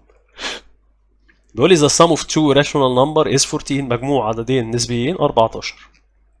فانا هفرض بقى العددين، هقول له let ان ال two numbers بتوعك B، اقول له x and y، يبقى العددين بتوع هفرضهم ان هم x and y. فهو بيقول لي sum of two rational number is 14، مجموعهم 14، يبقى اقول له x plus y equal 14. يبدا بقى يديك ايه التعليمات اللي تجيب بيها الايكويشن الثانيه. يبقى كده دي فيرست ايكويشن المعادله الاولى. يديك بقى تعليمات المعادله الثانيه، بيقول لي if twice the greater، يبقى هو خلي بالك في مميز بينهم ان في واحد اكبر من الثاني، فانا هقول له هفرض كده ان الاكس هي الجريتر نمبر، x greater than y. يبقى بيقول لي twice the greater، twice يعني ضعف، يعني اعمل times 2. twice the greater يبقى اقول له 2x، لان انا فارض الاكس هي الكبيره. exceeds يعني بتزيد، 3 times the smaller by 3. لما اقول لك ال 7 exceeds 5، بتزيد عن ال 5 بكام؟ ال 7 by 2، بتزيد عنها ب 2. 7 بتزيد عن ال 5 طب عملت ايه اما قلت لك 7 exceeds 5؟ قلت لي بتزيد عنها ب 2، عملت فيهم ايه؟ عملت 7 minus 5. فكذلك هو ده اللي هنعمله هنا. قال لي twice x exceeds 3 times smaller. يعني ضعف الاكس بيزيد عن الاصغر، بيزيد دي هتروح عاملها ماينس 3 times the smaller، يبقى اقول له 3 times y اللي هي 3y باي 3 بتزيد عنها ب 3. يبقى لما اقول لك 9 exceeds 5 باي نقط مثلا، يبقى 9 exceeds 5 باي 9 بتزيد عن 5 بكام؟ تقول لي بتزيد عنها ب 4، عملتهم ماينس. كذلك هنا يبقى twice the greater ضعف الكبير exceeds يبقى minus 3 times the smaller 3 اضعاف الصغير اللي هو 3y باي 3، يبقى اقول له equal 3. يبقى كده دي الايكويشن الثانيه اهي. هتحل بقى التو ايكويشن مع بعض. طب المفروض عندك هنا x وهنا 2x، عايز تكنسل الاكس او الواي هشتغل اوميتنج على طول. هنا عندك اشتغل في الاكس احلى ولا الواي؟ الواي احلى. ليه؟ لان هنا عندك الواي هنا واحده بوزيتيف وواحده نيجاتيف، كل اللي هتعمله هتعمل تايمز، بس هنا نيجاتيف 3 هتعمل تايمز 3 فوق عشان تبقى دي بوزيتيف 3 ودي نيجاتيف 3 تكنسلوا مع بعض. يبقى اعمل الفيرست ايكويشن دي باي 3 وانزلها ايه لتحت هنا، يبقى 3 تايمز x 3x 3 تايمز y ايكوال بلس 3y 3 تايمز 14 اقول له 42، والثانيه هنا اعمل عندي 2x مش حاجه جنبها مش هغير فيها حاجه ايكوال 3. انا كنت عملت تايمز 3 هنا عشان تبقى بوزيتيف 3y ونيجاتيف 3y اقدر اكنسلهم مع بعض. بقى عندي 3x بلس 2x يبقى 5x، وعندي 42 بلس 3 يبقى 45، واعمل ديفايد باي 5 هنا وهنا، يبقى الاكس بتاعتك هتبقى 45 ديفايد باي 5 ايكوال 9. كده جبت الاكس ب 9. اعمل سبستيتيوتنج تعويض، اقعد في اول واحده سهله جدا، هتشيل اكس تحط بدالها 9، يبقى 9 بلس واي ايكوال 14. هتودي ال 9 بالماينس تبقى الواي عباره عن 14 ماينس 9 تطلع 5. يبقى انا كده عرفت التو نمبرز. يبقى مش هقول له بقى اس هقول له التو نمبرز بتوعك لان هو بيقول لي فايند ذا تو نمبرز. يبقى اقول له التو نمبرز العددين بتوع سعادتك are 9 and 5 9 و5. وانا مش شرط الترتيب، ممكن تقول له 5 and 9 لان ده مش اوردر ديبري، مش دوك مرتب، هو عايز العددين جبناهم وخلاص. السؤال اللي بعده بيقول لي the length of rectangle is more than its width by 2. طول مستطيل بيقول لي بيزيد عن عرضه ب 2. يبقى اللينس اوف rectangle is more than its width by 2. فانا هفرض كده ان اللينس والويدث برضه اكس وواي. ادي الريكتانجل اهو، اللينس بتاعه اكس الويدث بتاعه واي. يلا يبقى اقول له let the length، هفرض ان اللينس بتاعي اكس والويدث بي واي. يبقى لقيت اللينس بي اكس، هفرض ان اللينس اكس والويدث واي. يلا بينا نبدا نشتغل. هو بيقول لي اللينس اوف ريكتانجل از مور ذان اتس ويدث باي 2. لو قلت لك ال7 مور ذان ال5، السبعه اكتر من الخمسه، باي كام بتزيد عنها بكام؟ هتقول لي بتزيد عنها ب2. عملت 7 ماينس 5 نفس القصه هنا. فلما اقول لك اللينس مور ذان الويدث باي 2 يعني معناها ان اللينس ماينس الويدث يديك 2. يبقى اكس ماينس واي ايكوال 2. يبقى دي الايكويشن الاولى نمبر 1. يلا بيقول and its perimeter is 28. البريمتر اللي هو المحيط اللي هو لينس بلس ويدث تايمز 2. البريمتر المحيط اللي هو sum of lenses of exterior sum of lengths of exterior lines اللي هي مجموع الخطوط الخارجيه للشكل. يعني هنا اكس فدي اكس زيها، ودي واي فدي واي زيها، فممكن تقول له اكس بلس اكس 2 اكس وواي بلس واي 2 واي بالكلام ده. بقول له 2 اكس بلس 2 واي ب 8 ب 28. ممكن تعملها بشكل تاني تشتغل بالرول اللي هو لينس بلس ويدث تايمز 2. يبقى لينس بلس ويدث تايمز 2 اللي هو ايه؟ قانون المحيط. يبقى لينس اللي هو الاكس بلس الويدث اللي هو واي تايمز 2، كل ده ب 28 لان هو بيقول لي البريمتر ب 28. يبقى اقول له لينس بلس ويدث تايمز 2 ب 28. ممكن اخلص من التايمز 2 اعمل ديفايد 2 هنا وهنا، يبقى اقول له كده اكس بلس الواي بس من غير ال 8 تايمز 2 هتبقى 28 ديفايد باي 2 تبقى 14. يبقى كده عرفت دي الايكويشن الثانيه. وابدا احل بقى الايكويشن دي مع دي simultaneously، يعني احلهم ايه مع بعض معا. ابدا احطهم تحت بعض. يبقى اقول له x minus y equal 2 واقول له x plus y equal 14 وابدا احل. مش محتاج هتكنسل الواي لان دي بوزيتيف ودي نيجاتيف، دي نيجاتيف واي ودي بوزيتيف واي يكنسلوا، يبقى x plus x 2x و2 plus 14 يبقى كده 16. اعمل ديفايد باي 2 هنا وهنا. طب الاكس عندي طلعت ب 8. يبقى كده عرفت ان اللينس ب 8 سنتيمتر. طب عرفت منين سنتي؟ عشان هو قال لي باي 2 بيقول لي ذا لينس انكريزد او از مور ذان اتس ويدث باي 2، بيزيد عنه ب 2 سم. فانا هنا الحل يبقى يطلع بالسنتي. طب الواي بتاعتك اعمل سبستيتيوتنج تعويض هنا اهو. هتشيل الاكس تحط بدالها 8 هتبقى 8 ماينس الواي ب 2، تبقى الواي عندك تطلع ب 6. هتودي يبقى 8 ماينس واي ب 2 ممكن تجيبها بالحساب العقلي. يبقى 8 ماينس الواي ب 2 بدل ما تودي وتجيب وتوجع دماغك، يبقى 8 ماينس الكام تديك 2، يبقى 8 ماينس 6 يبقى الواي ب 6 سم. يبقى الويدث عندك ب 6. يبقى اللينث الطول اقول له ايكوال 8 سنتيمتر والويدث هقول له هقول له equal 6 سنتيمتر. لو طلب منك بقى الاريا المساحه ممكن يطلبها منك مثلا، ممكن يجيب لك المطلوب يقول لك ما تجيبش اللينس والويدث، هات الاريا. فانت طبعا عشان تجيب الاريا غصب عنك هتجيب اللينس والويدث. هتقول له الاريا عباره عن لينس تايمز ويدث، يعني اقول له عباره عن 8 تايمز 6، اقول له equal 48 سنتيمتر سكوير. بس كده حليت السؤال، وكمان زودت كمان الاريا من عندك عشان لو طلبها منك تعرف تجيبها. السؤال ده صعب شويه، بيقول لي 2 digit number، عدد مكون من رقمين، بيقول لي its tenth digit is twice its unit digit، يعني الرقم اللي في التنس ضعف الرقم اللي في الوانس. فانا هقول له كده ليت هفرض ان التنس digit y والوانس digit x، او اقول له بي واي وبي اكس عشان ما يزعلش. وعادي لو عملت العكس مفيش مشكله، يبقى انت فرضت ان التنس واي والوانس اكس، عملت العكس مفيش اي اشكال. يبقى انا كده عرفت ان بيقول لك كده التنس ديجيت، رقم التنس اللي هو الواي بيقول لي كده twice its unit نون يونتس ديجيت، يعني قد رقم اليونتس مرتين، يعني equal to x. دي كده اول ايكويشن اشتغل فيها. ابدا بقى اشوف الداتا، المعلومات اللي عندي علشان ايه اطلع منها ليه الايكويشن الثانيه. اشوف الداتا اللي عندي علشان اطلع الايكويشن الثانيه. بيقول لي if two digits are reversed، يعني لو عكسنا الرقمين. انت وانت بتكتب العدد كونس وتنسى ان هو عدد مكون من رقمين، يعني لو هو كتبته كده مثلا، لو عملت عندك مثلا 25، ال5 هنا الفاليو بتاعتها 5، انما ال2 هنا الفاليو بتاعتها 20، قيمتها 20. فلو انت عندك النمبر بتاعك، يعني هنا لو انت عايز تكون ال 25 هتعمل 20 بلس 5، فاللي في الوانس عندك الفاليو بتاعته مش بتتغير زي ما هو كده، انما اللي في التنس بص بيتعمل تايمز 10. فهو ده اللي احنا نعمله. بيقول لي اوف 2 ديجيت ريفرسد، يعني لو عكسنا الرقمين. فالعدد الاصلي كده اعمل كده، اعمل تيبل جدول كده، اكتب هنا اوريجينال اللي هو العدد الاصلي،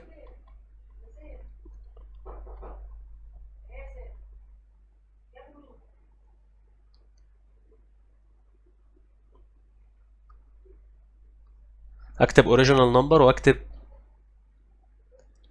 اللي هو النمبر بعد لما ابدل اكتب بقى ايه الريفرس نمبر اللي هو الرقم المعكوس.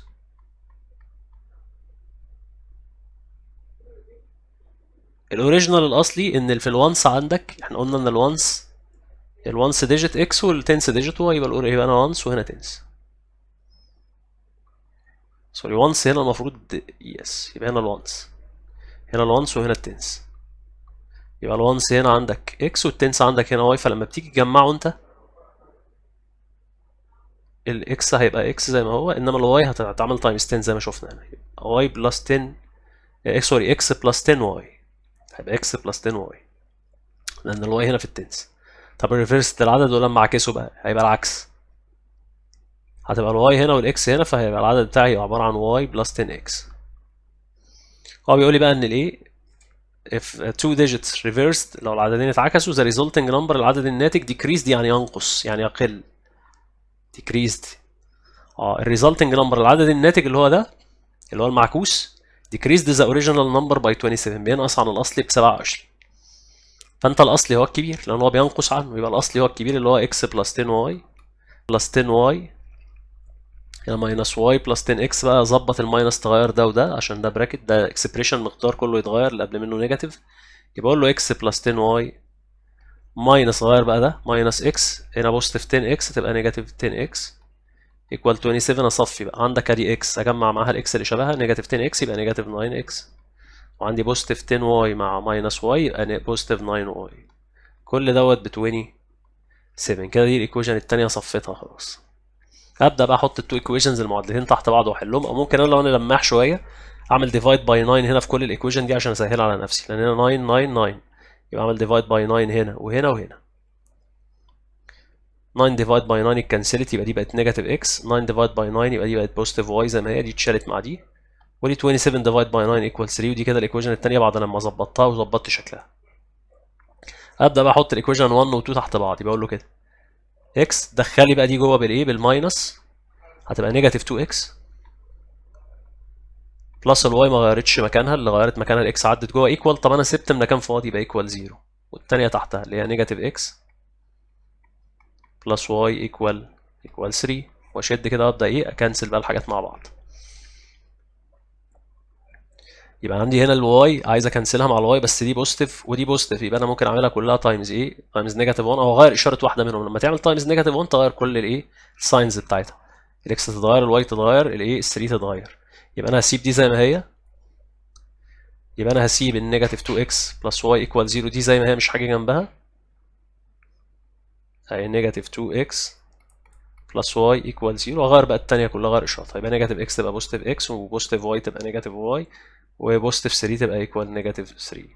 هتكنسل ده كده، يبقى النيجاتيف 2x مع x يبقى نيجاتيف x، و0 نيجاتيف 3 يبقى نيجاتيف 3. هضطر النيجاتيف هنا مع النيجاتيف هنا، يبقى كده عرفت ان الاكس ب 3. عايزين نجيب الواي، اعمل سبستيتيوتنج، تعويض في اي ايكويشن. ممكن تعمل في الاولى خالص اللي هي السهله دي اللي ما فيهاش اي كعبله. يبقى الواي هتشيل الاكس تحط بدالها 3، يبقى الواي عباره عن 2 تايمز 3، هي 2 اكس يعني 2 تايمز 3 يبقى ب 6. يبقى الواي عباره عن 2 تايمز 3 تبقى ب 6. يبقى النمبر بتاعي بقى الاوريجينال اللي هو الشكل ده، الاكس عندك ب 3 والواي ب 6، يبقى العدد بتاعك اهو، الاكس ب 3 والواي 10 تايمز 6 يبقى 60، يبقى 63. يبقى الاوريجينال نمبر او العدد الاصلي 63، لان الاكس هي اللي في الوانس والواي هي اللي في التنس. هو ده اللي عايزه، عايز الاوريجينال نمبر. مساله صعبه وتقيله شويه، وغالبا بنسبه كبيره مش بتيجي غير المحافظات الايه اللي بينتقم منها، زي الدقهليه والشرقيه والقليوبيه، الحاجات الطرش دي. بيقول لي 2 years ago من سنتين the age of man the age of a man was 4 times the age of his son. عمر اب قد عمر ابنه 4 مرات، ده من سنتين. يبقى انا بعمل جدول كده، تيبل تاني، هكتب father واكتب son، الاب والابن. اول حاجه هات عمرهم دلوقتي، هنا بيقول لي كده 2 years ago، هات عمرهم من سنتين، يبقى اكتب 2 years ago. وبعد كده هيقول لك after 3 years، يعني عايز عمرهم بعد 3 سنين. هكتب هنا after 3 years، بعد 3 سنين. دايما لما تيجي تفرض الاعمار بتاعتهم، احنا طبعا بنفرضهم الاكس والواي، افرضها ناو، ما تفرضش في السنين دي. يبقى ناو افرض عمرهم دلوقتي، افرض ان الايدج اوف فازر ناو، عمر الاب اكس والصن واي، او العكس انت حر. 2 years ago من سنتين عمرهم هيشيل منه سنتين، يبقى اكس ماينس 2 واي ماينس 2. طب افتر 3 years بعد 3 سنين، عمرك ده دلوقتي بعد 3 سنين هيبقى اكس بلس 3، هيزيد 3 سنين، وكذلك هنا الواي بلس 3. وابدا اشتغل بقى، ابدا اقرا الكلام عشان اطلع منه 2 equations. يقول لي 2 years ago، يبقى انا بشتغل في الحته دي، في المنطقه دي هنا اهو مع دول. بيقول لي the age of a man، عمر الاب اللي هو x minus 2. the age of a man، وبيقول لي was 4 times، يبقى equal 4 times age of his son، عمر ابنه اللي هو y minus 2. اعمله في براكت كده عشان ده اكسبريشن مش ترم، مش حد واحد، ده مقدار اكسبريشن. اظبط دي كده، هطلع منها الايكويشن الفيرست ايكويشن، يبقى x minus 2 equal 4 times y يبقى 4y، و4 times negative 2 يبقى negative 8. دخل ده وهات ده عشان تخلي الترتيب بتاعك x زين الواي زين الابسوليوت تيرم، يبقى x البوزيتيف 4y تعدي نيجاتيف 4y ايكوال النيجاتيف 2 تعدي هناك تبقى بوزيتيف 2، وهنا النيجاتيف 8 في مكانها ما اتغيرتش. يبقى كده x minus 4y ايكوال بوزيتيف 2 نيجاتيف 8 يبقى نيجاتيف 6. يبقى دي الايكويشن الاولى ظبطتها خلاص، هكتب عليها نمبر 1. هبدا بقى اقرا بقيه المساله عشان اطلع الايكويشن الثانيه. بيقول لي the age of a man will be، عمر الاب will be هيبقى 3 times the age of his son، عمر الاب هيبقى قد عمر ابنه 3 مرات. ده فين ده بعد امتى يا رجاله؟ ده after 3 years from now، بعد 3 سنين من دلوقتي ما انا شغال في المنطقه دي. يبقى after 3 years from now، بعد 3 سنين من دلوقتي the age of the man، عمر الاب will be 3 times the age of his son، عمر الاب هيبقى قد عمر ابنه 3 مرات. عمر الاب اهو، يبقى اقول له x plus 3 equal 3 times the age of his son، 3 مرات قد عمر ابنه، يبقى 3 times وافتح براكت احط عمر ابنه لانه اكسبريشن y plus 3 مقدار مش حد. بعد كده هندل ده واظبطه زي ما عملت هنا واجيب منه ايكويشن 3 times y يبقى 3y، و 3 times 3 يبقى كده بوزيتيف 9، وانزل هنا عندي x بلس 3. هتجيب الواي هنا عشان تبقى الاكس والواي مع بعض، وتودي الايه ال3 هنا عشان الابسوليوت تيرم يبقى ايه لوحده، يبقى اكس الواي عدت هنا تبقى ماينس 3 واي ايكوال البوزيتيف 3 تعدي هناك تبقى نيجاتيف 3، والبوزيتيف 9 ما غيرتش مكانها تبقى بوزيتيف 9 زي ما هي. يبقى كده عرفت ان الاكس ماينس 3 واي ايكوالز نيجاتيف 3 وبوزيتيف 9 يبقى بوزيتيف 6. كده دي الايكويشن نمبر 2. حط بقى التو ايكويشنز وحلهم ايه باي اوميتنج ميثود بطريقه الحذف. يبقى اقول له x minus 4y equal negative 6، والتانية احط له اقول له x minus 3y equal 6، وابدا احل بقى التو ايكويشن المعادلتين مع بعض.